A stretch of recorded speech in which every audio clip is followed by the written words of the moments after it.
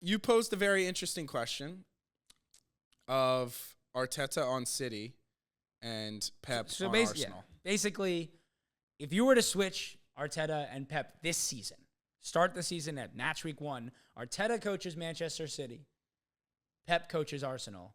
Who wins the Premier League? Is it close, and why? Okay, so as you posed this, I didn't get your answer, so I'm excited to hear your answer. But I was thinking, and I go back to my beloved Man City doc, and I think there's a combo of players in that squad that give that mentality, but I think it comes from the top and Pep, that he instills it in them, and then it's up to the players to take it upon them and instill it in the rest of the team, which the Ruben Dias's of the world do.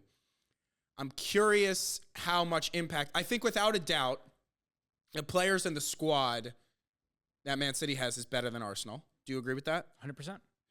Then you have to go to the tactics. I think Pep is slightly a better tactician. Probably more than slightly. More than slightly, but Arteta's good. So it comes down to, is Pep that much better in mentality and tactics with a lesser squad than Arteta is with the better squad? And it's such a tough question. I think it's a really interesting question. It's so tough, and I think next summer, if what you believe to be true is true, and Arsenal bring in one more like world-class attacker, yeah. I think the team that Arsenal will have next season with Pep wins. That's not the question.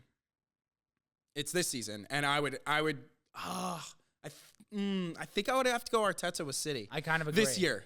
Just with the squad that Arsenal, like, as I said, it didn't happen statistically, but I still think the fact that they didn't have those lethal finishers ended up being... And I think if you look at the matches where Arsenal faltered in this season specifically, it was because of either your one position we didn't have the player we needed at that time due to injury or whatever reason or selection. The decisions that Arteta had to make, he wouldn't have to make as the manager of City. Well, I also think you don't have to worry about your number 9 every week. You know that's going to be Holland. But you don't need to worry about... He did pull him out when he wasn't on good form. I know it was around an injury. He was injured. No, I understand, but he isn't afraid to make those decisions. No, he's not, but he doesn't have to. Martinelli, as I said, I mean, I could manage Arsenal. Martinelli should not have been the starting left winger for as long as he was. Trossard had been better than him consistently. But those aren't the matches in which we drop points. I understand, so that's but irrelevant. If you make those changes... But those aren't the matches we drop points. So that argument doesn't make sense. It's all... We didn't score in 4 matches this season. Can you guess who the starting number 9 was in those 4 matches? Gabriel Jesus. Yes. No, you didn't let me finish, but I was going to Havertz and Jesus. He made those changes eventually. The best front 3 was clearly Havertz, Trossard, and Saka, whereas first of all, you hated Havertz until like a week ago. Not a week ago. We all saw the turn in form when he was starting to get... You were first on it. I was on it in November. Credit. But Grealish was a key part of the treble-winning side. Wasn't good enough, pulled him quickly. Doku came in, was great, then started not playing well, pulled him quickly. Bernardo Silva in and out the squad, finished with him in. You do see the difference here. We're talking about $60 to $100 million. No, I get it. It's a much easier decision. I get it, but he makes... If it's not good enough for his standards, he rips them out the squad. I mean, I'm not saying Pep's not the greatest manager. I just think... I think you put probably Klopp, Arteta, Guardiola with that City squad. I think they probably continue to win. Maybe. I think there's a lot that goes into the mentality that he instills in his team where it's like... Of course it does. We're going to dominate, and it's like absolutely unacceptable. Arteta's the exact same way. I mean, he's mini Pep. Yeah, I mean, he tries to be, but he'll always be lowbrow. For now.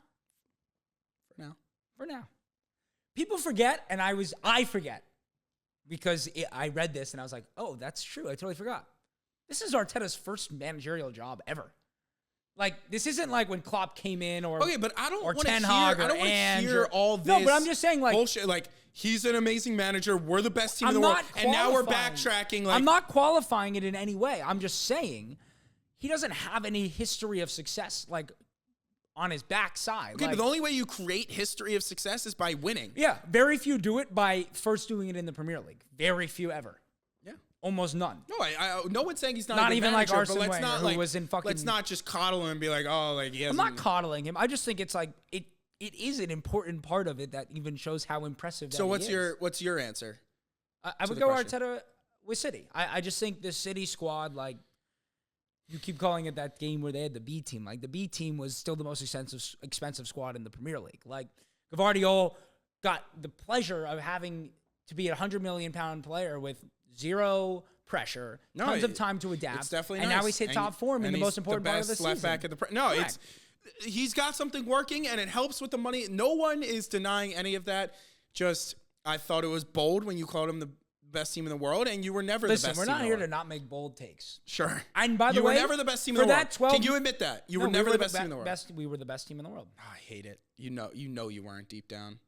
For 3 months, we were the best team in the world. Yes, we were. That's okay that we didn't win. I mean, it's not okay, but